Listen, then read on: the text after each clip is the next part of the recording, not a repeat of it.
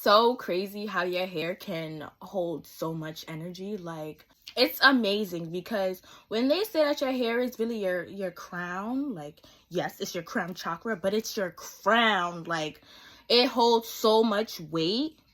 Yeah, when I took my box braids out, it was like, girl, all that negative energy, that stagnant energy that I was feeling, it was like literally a weight lifted off of my hair. I love wash day. I take the whole day to really cater to my hair because it's what connects me to the spiritual realm and universe and my divinity.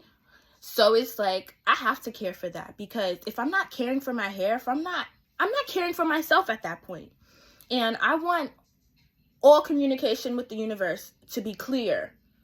Clean your hair, because if you're feeling like you're not connected with divine and God and the universe, clean it. It's time to clean it. Clear it, because all that dirt and buildup in your head is literally it's limiting you from receiving any downloads, any epiphanies, and so just go wash your hair. Like, do that, especially with this new moon coming up. Like, this would be the perfect time to regenerate and refresh yourself. Yeah, do it. Just do it.